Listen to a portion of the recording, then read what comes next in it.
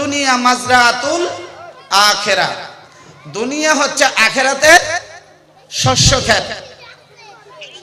আপনি এই পৃথিবীতে যা কামাই করবেন এইগুলি আখিরাতে বৈশা বৈশা ভোগ করতে পারবেন। আমরা আমাদের 12টা মাসকে, এক বছরকে 2 ভাগে ভাগ করেছি। কয় ভাগে ভাগ করা হয়েছে? 2 ভাগে। 6 মাস বর্ষাকাল, 6 মাস গ্রীষ্মকাল, মানে সুদিন। এই সুদিনে কৃষকে যদি জমিনে কোনো কাজ না করে, কোনো ফসলাদি না বুনে, না ফলায়, তাহলে বর্ষাকাল আসলে পানির জন্য কোথাও বের হতে পারবে? জমিনে কোনো ফসল করতে পারবে? তারা আরামে খাইতে পারবে বর্ষাকালে? পারবে না। সুদিনে যদি আপনি গম, ধান, মটর, কলই, এগুলি যদি, তিসি, সরিষা, এগুলি যদি বুনেন, তাহলে আপনি বর্ষাকালে ঘরে বসে বসে আরামে খাইতে পারবেন, ঠিক কিনা?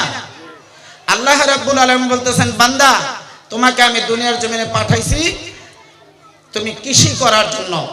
তুমি কৃষিকাজ যদি ভালো করো, ফসল যদি ভালো উৎপাদন করতে পারো, তাহলে বর্ষাকালে তুমি বসে বসে আরামে খাবা। যেমন মরার পরে, আখিরাতে আসার পরও এমনি ভাবে আরামে কবরে থাকবা, এবং তোমার কবরের মধ্যে বিভিন্ন বেহেশতি খাবার আমি পৌঁছে দেবো। জোরে বলুন সুবহানাল্লাহ।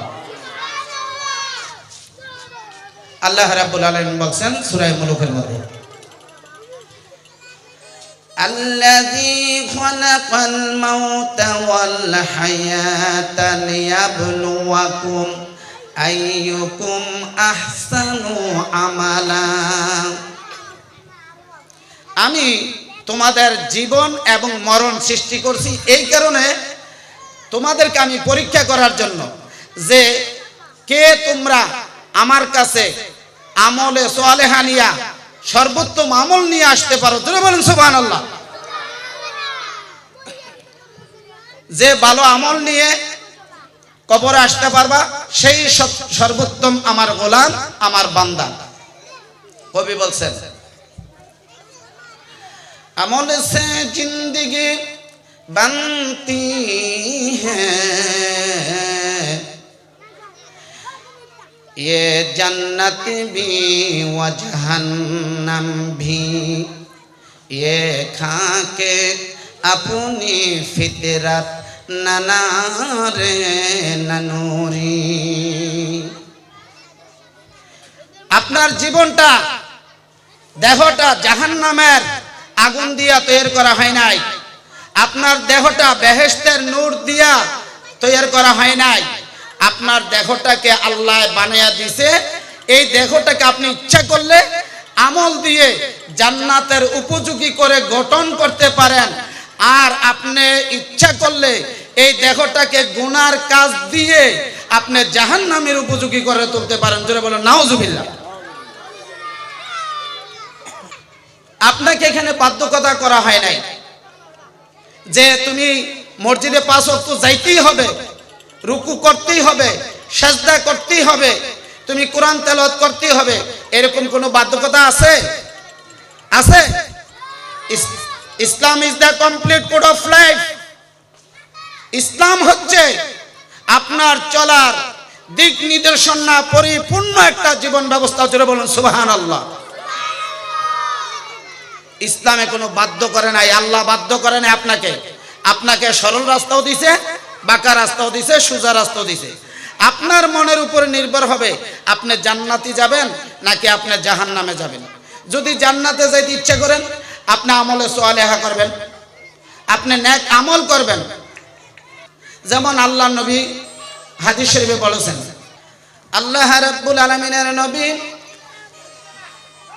হাদিসের মধ্যে বলছেন, আখলিস দীনাকা ইয়াকফিকাল আমালুল কলিল। তোমরা যদি খালেস নিয়তে আমলে সালেহা করে কবর আসতে পারো, তাহলে তোমাদেরকে ফেরেশতারা বলবে আরুস। আরুস মানে আরবিতে নতুন বউকে আরুস বলা হয়।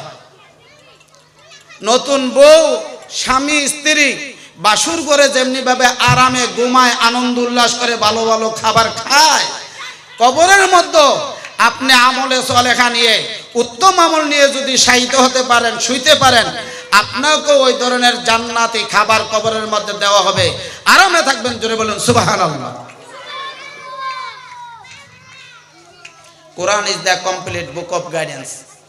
এই পৃথিবীতে যতগুলি গাইড বুক রয়েছে, নোট রয়েছে, সমস্ত নোট বইগুলো একত্র করে যদি একটা প্রশ্নের সমাধানের জন্য তালাশ করা হয়, আর যদি সমাধান দিতে ব্যর্থ হয়ে যায়, ওই সমাধানটা দেওয়ার জন্য আল্লাহ রাব্বুল আলামিন আমাদেরকে একটা কোরআন দিয়েছেন। এই কোরআনটা সকল সমস্যার সমাধান করে দিতে পারে। জোরে বলুন সুবহানাল্লাহ। দুনিয়ার জমিনে আমরা কেউই থাকতে পারবো না, আমরা সবাই যেতে হবে। কবি বলছেন, ইহা হাম সব মুসাফির হ্যাঁ ওহি আখের ঠিকানা, কোই আগে রওয়ানা হ্যাঁ কোই পিছে রওয়ানা। এই দুনিয়ার জমিনে তোমরা আমরা কেউ থাকা যাবে না, কেউ থাকতে পারবো না, আমরা সবাই চলে যেতে হবে কবরের ঘরে আখেরাতের জীবনে। সুতরাং আখেরাতের জীবনে কেউ আগে কেউ পরে, এইভাবে সবাই কবরে যেতে হবে। সবাই আমরা কি করতে হবে? আল্লাহ রাব্বুল আলামিন বলছেন, কুল্লু নাফসিন যায়কাতুল মাউত। আমি আল্লাহ রাব্বুল আলামিন যতগুলি প্রাণী সৃষ্টি করেছি, 18,000 মাখলুকাত, সবাই মরতে হবে, মৃত্যুর স্বাদ গ্রহণ করতে হবে। কেউ দুনিয়াতে থাকতে পারবে না, কেউ আগে কেউ পরে, সবাই মৃত্যুর স্বাদ গ্রহণ করতে হবে। আমার ভাইরা, এই দুনিয়াতে আমরা কেউ থাকতে পারবো না, কেউ আগে কেউ পরে, যেতে হবে।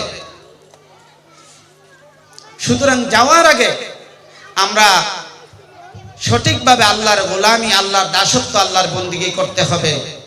তাহলে আমরা কিছু নিয়ে কবরে যেতে পারবো। আর না হলে কবরে যাইও আমাদের শান্তি হবে না, দুনিয়ার জমিনও শান্তি নাই, মরার পরে আখেরাতেও কোনো শান্তি নাই। শান্তি একটাই, কোরআন এবং হাদিস মেনে আমরা যদি জীবন পরিচালনা করি, তাহলে আল্লাহ রাব্বুল আলামিনের খাঁটি গোলাম আর আখিরি জামানার নবীর শ্রেষ্ঠ উম্মত হতে পারবো।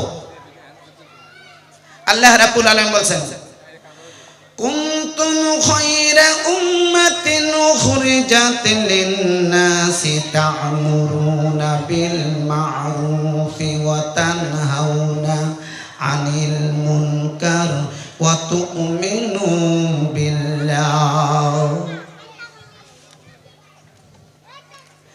তোমরা হচ্ছ শ্রেষ্ঠতম উম্মত এবং শ্রেষ্ঠতম বান্দা। তোমরা সৎ কাজে আদেশ করবে, অসৎ কাজে বাধা দিবে, আর আমার দাসত্ব করবে, গোলামি করবে।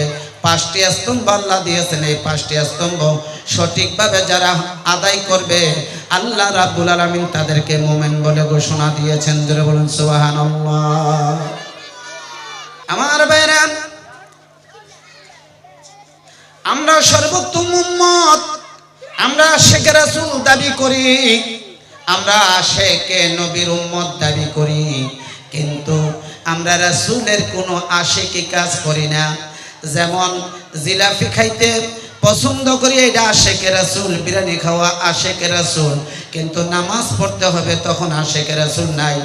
আমরা রোজা রাখতে হবে, আশিকে রাসূল নাই। আমরা হজ করতে হবে, আশিকে রাসূল নাই। যুদ্ধের ময়দানে যাইয়া জিহাদ করতে হবে, আমরা আশিকে রাসূল নাই। আমরা আমাদের উপর আল্লাহ রাব্বুল আলামিন নামাজ ফরজ করেছে, এখানে আমরা আশিকে রাসূল নাই। এবং আল্লাহ রাব্বুল আলামিন দিন কায়েম করা, দিন প্রতিষ্ঠা করা ফরজ করেছে, এখানে আমরা নাই। আপনারা অনেকে বলতে পারেন, হুজুর এতক্ষণ তো ভালো ভালো কথা বলছিল, এখন তো হুজুর রাজনীতির দিকে যাচ্ছে। বর্তমান যুগে কোরআনুল কারীমের কথাগুলি, সঠিক কথাগুলি, হক কথাগুলি বলতে গেলে অনেকের গাও চুলকায়, বলে যে রাজনীতি শুরু করে দিয়েছে। রাজনীতি কোরআনে আছে নাকি নাই? কোরআনে আছে কি নাই? এখন আমরা কবরকে বানাইছি মসজিদ, মসজিদকে বানাইছি কবর। আল্লাহ বলছেন লা তাত্তাখিজুল কুবুরা ওয়া মসজিদ, তোমরা কবরগুলিকে মসজিদ বানাইও না, ঘরগুলিকে তোমরা কবর বানাইও না, ঘরগুলিকে ইসলামের দুর্গ করো, কোরআনের দুর্গ করো, ইসলামী জিন্দেগি গঠন করো। তোমরা কবরে যাইয়া সাজদা করো না, কবরে যাইয়া বাবার দরবারে সাজদা দিয়া মাজারের কাছে কিছু চাইও না। আমরা কি করি, বিপদে বলে চলে যাই বিভিন্ন বাবার দরবারে। আল্লাহ রাব্বুল আলামিন বলেন ওয়াকানা হাক্কান আলাইনা নাসরুম মিনাল্লাহি ওয়া ফাতহুন কারীম, বিপদে পড়েছ বান্দা, অন্য কারোর কাছে যাইও না, একমাত্র আমার কাছে সাহায্য চাও, আমি তোমাদেরকে সাহায্য করব। জোরে বলেন সুবহানাল্লাহ।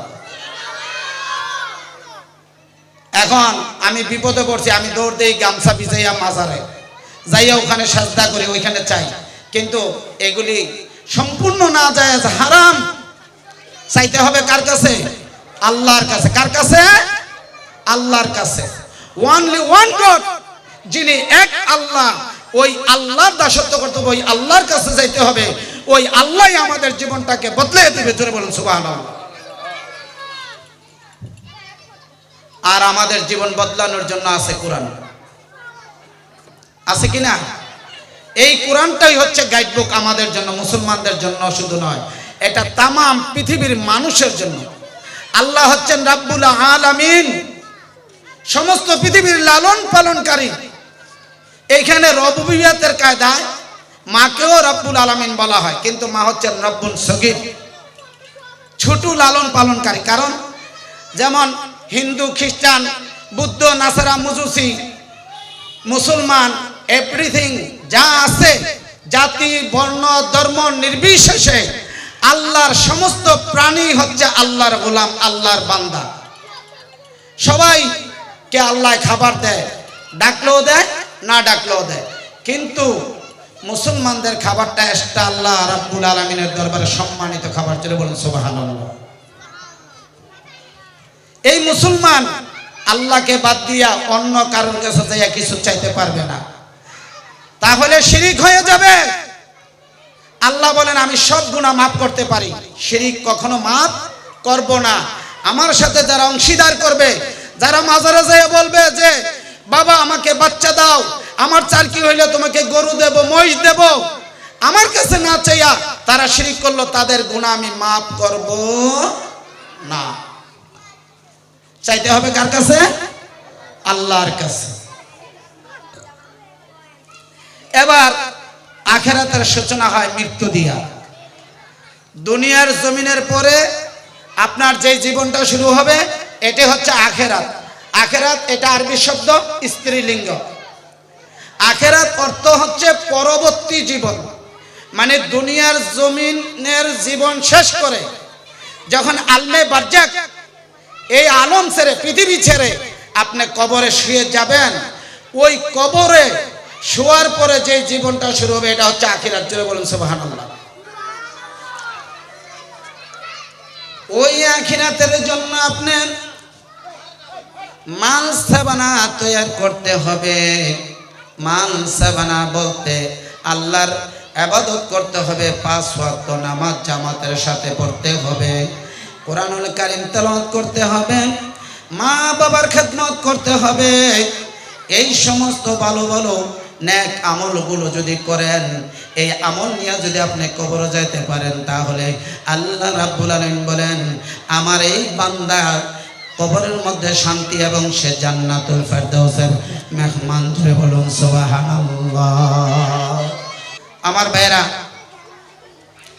এবার আপনি সূচনা করলেন, মানে দুনিয়ার জমিন ছেড়ে মৃত্যুর মাধ্যমে সূচনা করলেন। এই সূচনার মধ্যে আপনি কিভাবে আল্লাহ আপনাকে জীবিত করবে, আবার কিভাবে মৃত্যুর থেকে জীবিত করবে, আবার জীবন থেকে মৃত্যু দিবে।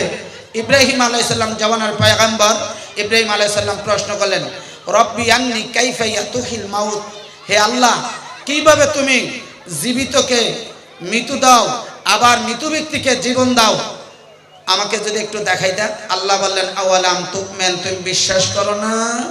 বললেন ক্বালু বালা, অবশ্যই বিশ্বাস করি, তবে কি আলা ওয়াফিয়াল কলব, যদি আমাকে দেখাইতা ওয়ালাকিন লা ইয়াতমাইন্না কলব, আমার কলবটা শান্তি হতো, আমার হৃদয়টা জুড়িয়ে যেত, চক্ষুটা শীতল হয়ে যেত। জোরে বলেন সুবহানাল্লাহ।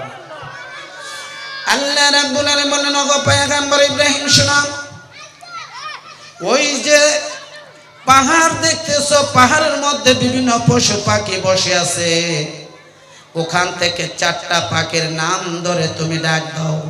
ওই পাখিগুলো আসার পরে ওই পাখিগুলিকে তুমি ছিঁড়ে টুকরো টুকরো করে চতুর্দিকে নিক্ষেপ করে ফেলে দিবে। ফেলে দেওয়ার পরে আবার ওই পাখিগুলিকে ডাক দিবে। ডাক দেওয়ার পরে পাখিগুলি যদি আবার হাতের মুঠার মধ্যে এসে বসে যায়, তাহলে আমি আল্লাহ কিভাবে মৃত্যুকে জীবন দেয় আর জীবিতকে মারি তার প্রমাণ পেয়ে যাবা। যেটা বলেন সুবহানাল্লাহ। যখন আর পয়গম্বর ইব্রাহিম আলাইহিস সালাম 4টা পাখির নাম ধরে ডাক দিলেন, ওই পাখিগুলি হাতের মুঠার মধ্যে এসে বসে গেল। পাখিগুলি তিনি ছিঁড়ে ফেললেন এবং চতুর্দিকে নিক্ষেপ করে ফেলে দিলেন। এবার পাখিগুলিকে আবার নাম ধরে ডাক দিলেন। ওই ছিঁড়া টুকরো পাখিগুলি জীবিত অবস্থায় উড়ে হাতের মুঠার মধ্যে এসে বসে গেছে। জোরে বলুন সুবহানাল্লাহ। আল্লাহ বলেন, পয়গম্বর জবাব পেয়েছো? কয় জি হুজুর। কথা হইলে আমি এইভাবেই আমি জীবিতকে মৃত্যু দেব, আবার মৃত ব্যক্তির জীবন এইভাবে আমি দেব। আমার ভাইরা, মৃত্যু এমন একটা জিনিস, এই মৃত্যু থেকে কেউ পালাইতে পারবে না। কুরআনুল কারীমের মধ্যে আল্লাহ রাব্বুল আলামিন বলছেন, কুল ইন্নাল মাউতাল্লাযী তাফিরুনা মিনহু, তুমি মরণ থেকে যতই পালাইতে চাও পালাইতে পারবা না, মরণ তোমাকে টেনে ধরবে। কবি বলছেন, मौत से कोई बशर नहीं, खबर समन सबर इश्के पल की खबर नहीं। मृत्यु नामक पालकी खाटियाडा তোমার কবর তোমার ঘরের পাশে চলে আসছে। তুমি যে মরতে হবে সেই দিকে তোমার কোনো খেয়াল নাই, সেই দিকে কোনো দৃষ্টিপাত নাই। শোনো, তুমি মনে করতেছো মৃত্যু থেকে বাঁচতে পারবে, না না, এই মৃত্যু থেকে পালাইতে পারবে না। এই মৃত্যুর জন্য তুমি সপ্তম আকাশ আর 70 গজ মাটির নিচে যেখানে পালাও আর লুকাও না কেন, ওইখান থেকে আজরাইল তোমার রূহ টেনে বের করে নিয়ে আসবে। জোরে বলুন সুবহানাল্লাহ। আমার ভাইরা, কবি বলেন, এ মহারোগের ঔষধ নাই, এ মহারোগের চিকিৎসক নাই, নাই সে ঔষধ জগতে, খুঁজিয়া কাতর হইলে কি হইবে, পারিবে না মৃত্যুকে ফিরাইতে। জোরে বলুন সুবহানাল্লাহ। এই মৃত্যু থেকে পালানোর জন্য এই পৃথিবীতে কোনো মেডিসিন ওষুধ আবিষ্কার হয়েছে? কোনো ডাক্তার আছে? কোনো মেডিসিন আছে? কোনো মেডিসিন নাই, কোনো ডাক্তার নাই, কোনো চিকিৎসক নাই। সুতরাং এই মৃত্যু থেকে আপনি পালাইতে পারবেন না। আপনি যেখানে যে অবস্থা থাকবেন, আইনা মাতাকুম ইউদরিকুমুল মাউত, আপনি যেখানে যেই অবস্থায় থাকেন সেইখানে সেই অবস্থায় মৃত্যু গ্রহণ করতে হবে। বলুন সুবহানাল্লাহ। যেমন আল্লাহ উদাহরণ দিচ্ছেন, জমানার পয়গম্বর মুসা আলাইহিস সালাম বসে আছে, আজরাইল আসছে মুসা আলাইহিস সালামের রূহ খান্দাস করার জন্য। এবার আয়েশা মুসা আলাইহিস সালামকে বলতেছে, আপনি শুয়ে পড়ুন, আপনার রূহ খান্দাস করব। মুসা আলাইহিস সালাম ছিলেন একজন আল্লাহর গরম পয়গম্বর নবী। জোরে বলুন সুবহানাল্লাহ। 1,24,000 আমরা বলে থাকি নবী পয়গম্বর রাসূল, আবার 2,24,000 বলে থাকি, কিন্তু 2 লক্ষ বলবো কেন, বা লাগাবো কেন? মরহুম শামসুদ্দিন ফরিদপুরি রহমাতুল্লাহ ওনার তাফসীর হাশিমের মধ্যে বলছেন যে 2 লক্ষ বা অথবা তোমরা বলিও না, বললে এখানে ইহুদি খ্রিস্টান মজুসি কাফেররা সুযোগ পেয়ে যায় যে মুসলমানরা গণনাও জানে না, তাদের নবীর সংখ্যা কত তাও জানে না। যদিও কুরআনুল কারীমে 25 জন নবীর কথা উল্লেখ আছে, কিন্তু হাদিস কোরআন সব দ্বারা 1,24,000 নবী পয়গম্বর, এটা সহিহ হাদিস। জুড়ে বলুন সুবহানাল্লাহ। এই 1,24,000 পয়গম্বরের মধ্যে সবচেয়ে গরম নবী ছিলেন মুসা আলাইহিস সালাম। যারা বলেন না সুবহানাল্লাহ। মুসা আলাইহিস সালাম বাম হাত ঘুরাইয়া মারছে একটা থাপ্পড়, আজরাইলের চোখ কানা করে ফেলছে। আজরাইল দৌড় মারছে, আর সাজিয়ে গেছে, গিয়া হুফরাইতেছে, কথা কয় না, করতেছে। আল্লাহকে কিরে আজরাইল এরকম করছ কেন, সমস্যা কি? কয় আল্লাহ আমার তো দিছে। কয় কি করছে? কানা বানিয়ে দিছে। কিভাবে? আমি যখন বলছি মুসা আপনি শুয়ে পড়েন, রূহ কবজ করব, মুসা আলাইহিস সালাম বাম হাত ঘুরিয়া আমাকে এত জোরে থাপ্পড় দিয়েছে, আমার চক্ষুটা এখনো ব্যথা করতেছে, আমি অন্ধ হয়ে গিয়েছি।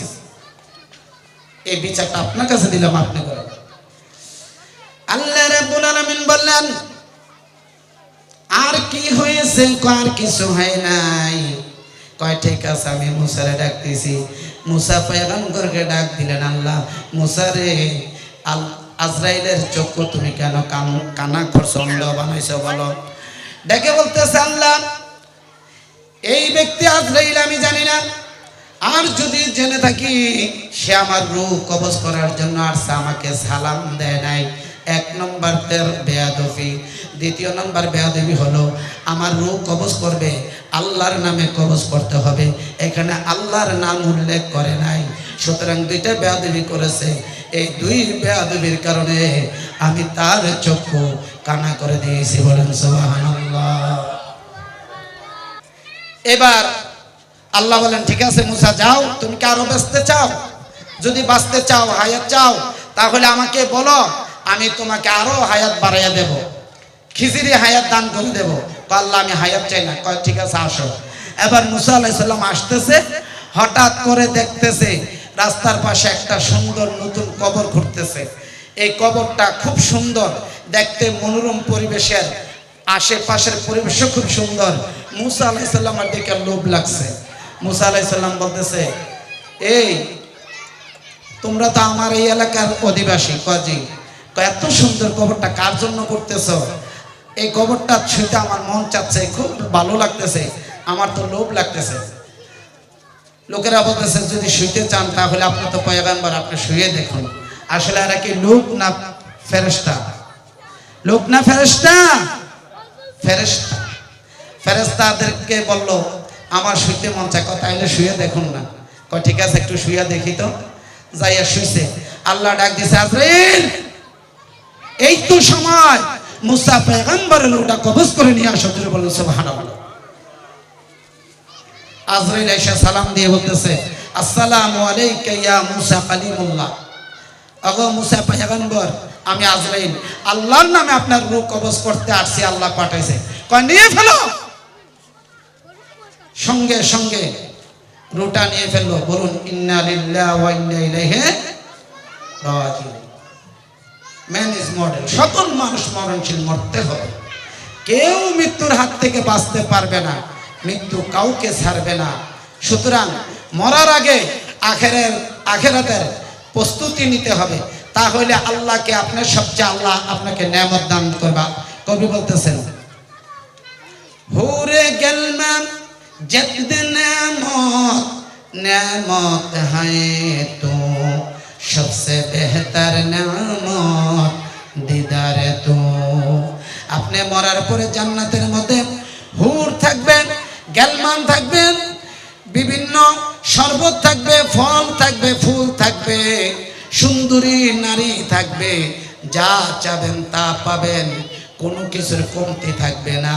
কিন্তু আল্লাহ রাব্বুল আলামিন বলতেছে ও বান্দারা, এই নেয়ামতই তোমাদের জন্য শেষ নয়, আমি আরো নেয়ামত দিয়েছি। হাসরের ময়দানে সরাসরি তোমরা আমাকে দেখতে পাবা, এটা হলো সবচেয়ে বড় নেয়ামত। জোরে বলুন সুবহানাল্লাহ। হাসরের ময়দানে আল্লাহকে কেমনি ভাবে কিভাবে আপনারা দেখবেন, এই দেখার দৃষ্টান্ত হচ্ছে পূর্ণিমার রাতে 14 তারিখে যেমনি ভাবে পরিষ্কার চাঁদকে দেখা যায়, জান্নাতে আল্লাহ রাব্বুল আলামিনকে ইমানদার বান্দারা, গোলামেরা এমনি ভাবে সচক্ষে সামনে দাঁড়িয়ে সরাসরি পরিষ্কার দেখবে। জোরে বলুন সুবহানাল্লাহ। আমাদের বীর যোদ্ধা টিপু সুলতান যে ইহুদি খ্রিস্টানদের সাথে যুদ্ধ করেছিলেন আর যুদ্ধের জন্য পরীক্ষা খনন করেছিলেন, অর্থাৎ গর্ত করেছিলেন, ওই জায়গাটা দর্শন করার জন্য আমার মনে চাইল। আমি ভাবলাম সারা জীবন তো টিপু সুলতানের বইয়ে পড়ছি, ইতিহাসে পড়ছি, ভারতবর্ষের ইতিহাসে পড়ছি, ডিগ্রিতে যখন আমি মহসিন কলেজ ইসলাম স্টাডিজে পড়ি তখন এই বইয়ের মধ্যেও পড়ছি, সচক্ষে তো কোনোদিন দেখি নাই। আল্লাহ যখন আনছে রোগের উসিলা আমি দেখা যাই। তো পুরা কল্যাণী তৈবিয়া জামে মসজিদের খতিব মাওলানা আবু নাসের সহ আমি গেলাম, বললাম হুজুর চলেন টিপু সুলতানের বাড়িটা দেখে আসি। ওখানে গেলাম, যাওয়ার পরে দেখলাম কতগুলি কবর। একটা কবরের একটা সাইনবোর্ডের মধ্যে লেখা আছে হোয়েন শ্যাল আই ডাই, আমি যখন মরে যাব, you come to my graves, তুমি আসবে আমার কবরের পাশে, ডু নট ইউ প্রে, কোনো প্রার্থনা করবে না, দ্যাটস সে আই লাভ ইউ, তুমি তখন বলবে যে আমাকে ভালোবাসো। কত পোড়া কবর, জোরে বলেন নাউজুবিল্লাহ। বলতেছে সে সাইনবোর্ডে ইংলিশে লেখা রাখছে, আমি যখন মরে যাব আমার কবরের পাশে আসবে, কোনো প্রে মানে প্রার্থনার কি দোয়া, দোয়া তোমরা দোয়া করবে না, তখনও বলবা যে আমাকে তোমরা ভালোবাসো, তাহলে আমি খুশি। জোরে বলেন নাউজুবিল্লাহ। অথচ এমন পুরা জাতি বাংলার জমিনে রয়েছে, বিশ্বের জমিনে রয়েছে, ইহুদি, খ্রিস্টান, নাসারা, মুজুসি, কাফের, বেঈমান আমার নবীকে জীবন দশায় কষ্ট দিছে, মৃত্যুর পরও কষ্ট দিছে। ঠিক কি না বলুন, জোরে বলুন ঠিক কি না? আল্লাহর নবী জনাবে বিশ্বনবী মুহাম্মদুর রাসূলুল্লাহ সাল্লাল্লাহু আলাইহি ওয়াসাল্লাম ইন্তেকাল করবেন। আজরাইল চলে আসছে রূহ কবজ করার জন্য। আজরাইলের আগে জিবরাইল আসছে আল্লাহর নবীকে পারমিশন নেওয়ার জন্য। হযরতে আয়েশা সিদ্দিকা রাদিয়াল্লাহু তাআলা আনহা বলছেন, ওরে ফাতেমা, আল্লাহর নবীর স্বাস্থ্য তেমন ভালো না, লোকেরা আসছে তোমার বাবার সঙ্গে কথা বলার জন্য, যদি আসার ভিতরে পারমিশন দাও তোমার বাবার কষ্ট হবে, তুমি দরজার সামনে যাইয়া বলে দাও আগামী দিন নবীর সঙ্গে দেখা করার জন্য, আজকে যেন কেউ নবীকে কোনো ঝামেলা না করে কষ্ট না দেয়। হযরতে ফাতেমা আসবেন এমন সময় আল্লাহর নবী হাত দ্বারা ইশারা করে বললেন, ফাতেমা স্টপ হয়ে যাও, তুমি জানো না রে ফাতেমা এই ব্যক্তিকে আমি জানি। এই ব্যক্তি যারা আসছে একজন হচ্ছে জিবরাইল আলাইহিস সালাম, আরেকজন হচ্ছে আজরাইল, আমার রূহ খান্দাস করার জন্য আসছে, এরা আমার পারমিশনের জন্য অপেক্ষা করতেছে, ওয়েট করতেছে, সুতরাং আমার সামনে আসতে দাও, আমার সাথে কথা বলার তাদেরকে সুযোগ করে দাও। আমার আখলে ভাইয়ার যারা আছো তোমরা, আমার বিবিগণ, তোমরা পর্দার আড়ালে চলে যাও, জিবরিলকে আসতে দাও, আজরাইলকে আসতে দাও। আজরাইল যদি চলে যায়, জিবরিল যদি চলে যায়, আমার উম্মতের জীবনে কষ্ট হবে, কারণ আমি জানি না আর কোনোদিন জিবরিলের সঙ্গে সরাসরি জীবন দশায় আমার কথা হবে কিনা। আমার ভাইরা, হযরতে ফাতেমা সহ নবীর পরিবার পর্দার ভিতরে চলে গেলেন। জিবরাইল আলাইহিস সালাম আসলেন, ইয়া রাসূলুল্লাহ, আল্লাহ হুকুম চাইছে, আপনি অনুমতি দিলে আজরাইল আপনার রূহ কবজ করবে। আজরাইল প্রস্তুতি নিয়ে আসছে, আর যদি আপনি থাকতেন চান আপনাকে হায়াত বাড়াইয়া দেওয়া হবে, আপনি কোনটা চান? আর আল্লাহ বলছে আপনি মরার পরে আপনার কবরটা আল্লাহর আরশ আজিমের ডান পাশে হবে। জোরে বলুন সুবহানাল্লাহ। কোথায় হবে? আমাদের নবীর কবরটা আল্লাহর আরশের, অর্থাৎ যে কুরসির মধ্যে আল্লাহ আসন করেন বসেন, এই কুরসির ডান পাশে হবে। জোরে বলুন সুবহানাল্লাহ।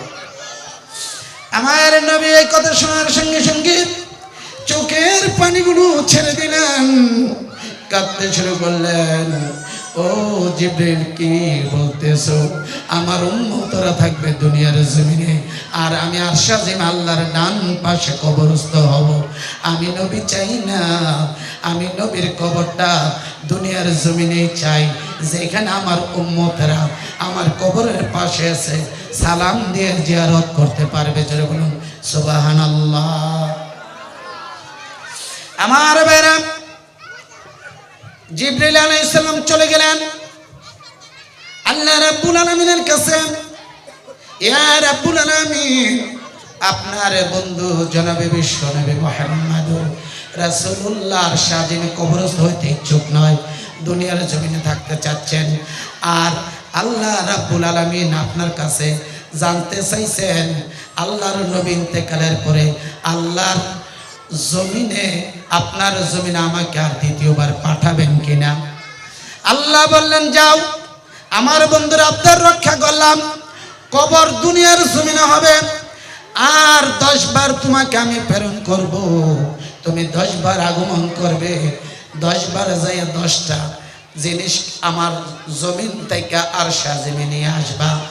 কিয়ামতের আগে সমস্ত ঘটনা ঘটবে, আমার বন্ধুকে জানাইয়া দাও। আমার ভাইরা, জিবরিল চলে আসলেন, ইয়া রাসূলুল্লাহ, আল্লাহ বলেছে দুনিয়ার জমিনে আপনি কবরস্থ হবেন, আর আমি 10 বার আসবো, 10 বার এসে 10টা জিনিস জমিন থেকে উঠাইয়া নিয়ে যাব। এর মধ্যে রহমত বরকত এগুলি থাকবে, ইবাদত বন্দেগী থাকবে।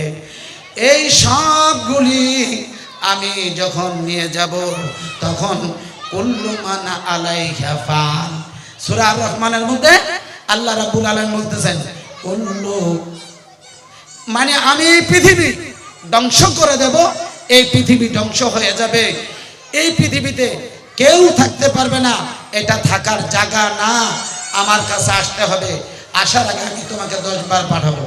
এবার আল্লাহর নবী বললেন, জিবরিল তুমি যে 10 বার আসবা, এই 10 বার আমার জীবন দশায় আর কোনোদিন আসবা কিনা? কই, ইয়া রাসূলুল্লাহ, আপনার জীবন দশায় আমি আর আসবো না, এটাই আমার শেষ। এবার হযরত মুহাম্মদ সাল্লাল্লাহু আলাইহি সাল্লাম পারমিশন দিয়ে দিলেন, রূহটা কবজ করে নেওয়া হলো। হুজুর পাক সাল্লাল্লাহু আলাইহি সাল্লাম নামাজের মৃত্যুর আগে কারোর কথা কিচ্ছু বলেন নাই, শুধু বলছেন নামাজের কথা আর আমলের কথা। জোরে বলুন সুবহানাল্লাহ। কিসের কথা? নামাজের কথা বলছেন। আমার উম্মতেরা নামাজ পড়বা, নামাজ নামাজ নামাজ জামাতে পড়বা, আমলের গঠন করবা। আমল নিয়ে যদি কবরে আসতে পারো তাহলে শান্তি।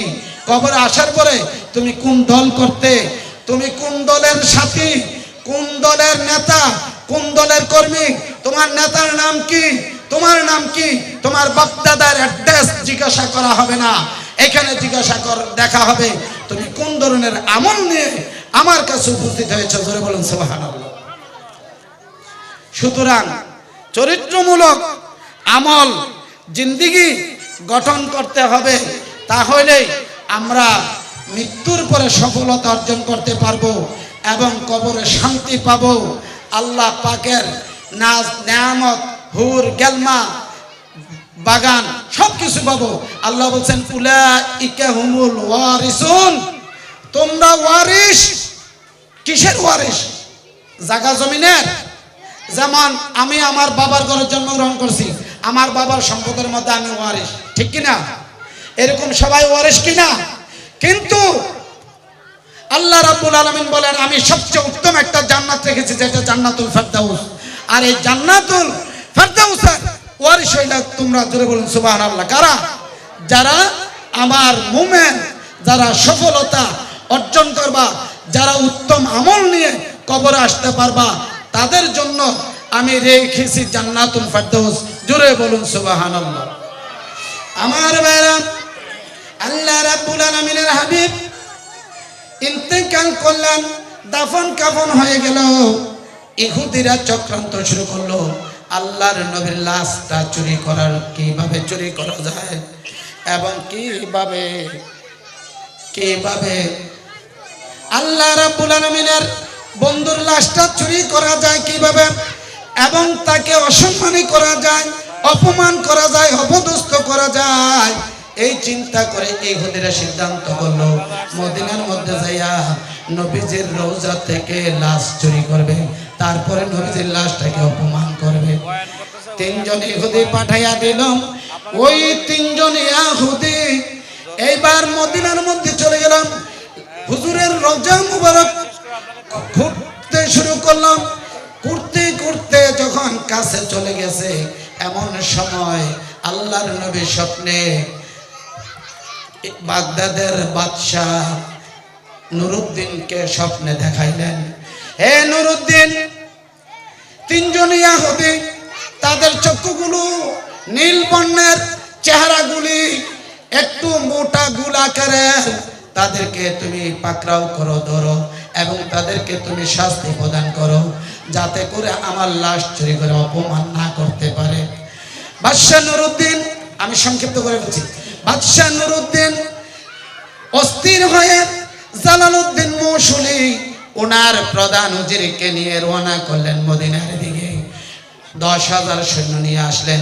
আয়েশা এই মদিনার মধ্যে বাদশাহ নুরুদ্দিন বললেন, সবাই মদিনা ঘেরাও করে ফেলো, মদিনার ভিতর থেকে কোনো লোক একটাও বাহিরে যাইতে পারবে না, কিন্তু বাহিরের লোক সবাই মদিনার ভিতরে আসা যাওয়া করতে পারবে, প্রবেশ করতে পারবে, কিন্তু যাইতে পারবে না।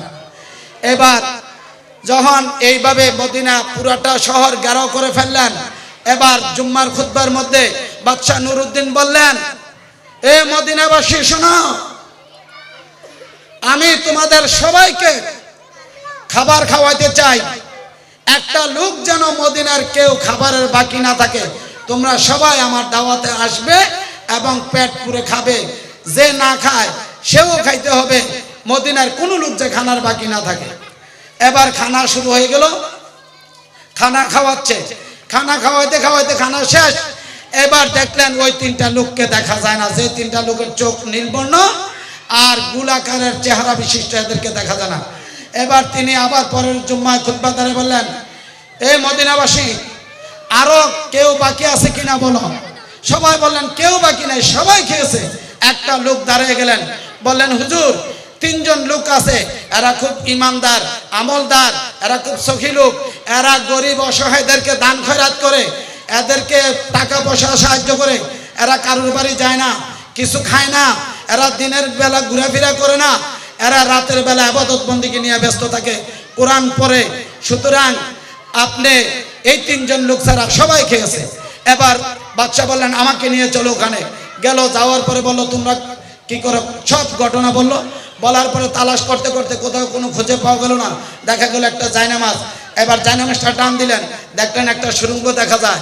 এবার ওই সুড়ঙ্গের মাছ বরামূল যাইতে যাইতে গিয়ে দেখলেন, যদি আর এক হাত কবর মাটি খনন করা হইতো, তাহলে হুজুর পাক সাল্লাল্লাহু আলাইহি সাল্লামের লাশ মুবারক তারা নিয়ে যাইতে পারতো, অসম্মানী করত।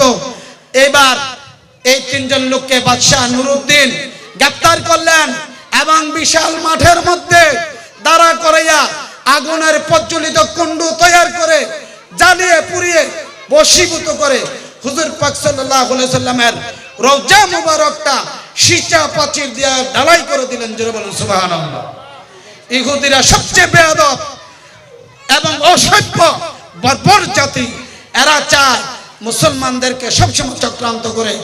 ওয়া আখিরি দাওয়ানা আনিল হামদুলিল্লাহি রাব্বিল আলামিন। সবাইকে আসসালামু আলাইকুম ওয়া রাহমাতুল্লাহি ওয়া বারাকাতুহু।